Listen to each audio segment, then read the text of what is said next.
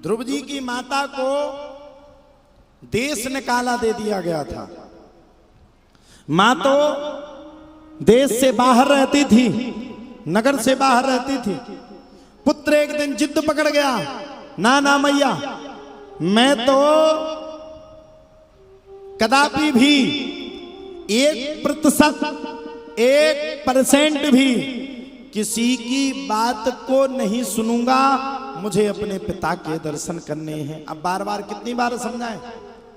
मां ने भी गुस्से में आकर के पुत्र से कह दिया, जा, इस नगर का जो राजा है वही तेरा पिता है। पुत्र ध्रुव पिता से मिलने के लिए चल पड़े। सौतेली माता ने उतार करके ध्रुव जी को नीचे कर दिया। हटो यहां से, राज्य लेने की लालसा से सभी आ गए हो।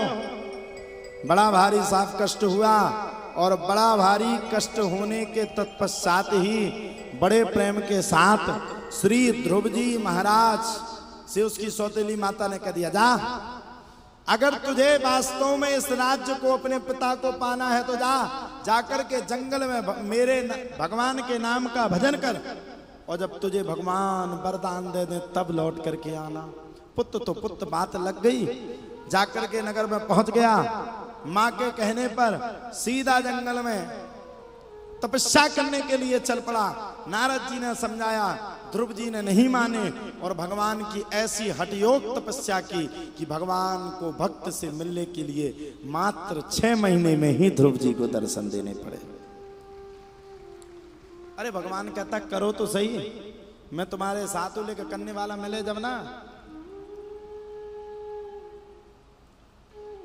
जब इतना सब कुछ हो गया, तब तो इतना सब कुछ होने के तत्पश्चात ही धीरे धीरे करके भगवान की भगवत सत्ता आगे बढ़ी, और भगवत सत्ता आगे बढ़ने के तत्पश्चात ही बड़े प्रेम के साथ भगवान की यह कथा पूर्ण हुई। ध्रुव जी महाराज को वरदान मिला। कई हजार वर्षों तक ध्रुव जी ने राज किया। आगे चल के ध्रुव जी के लिए भी एक लोक बना दिया गया, जिसका नाम पड़ा ध्रुव लोक।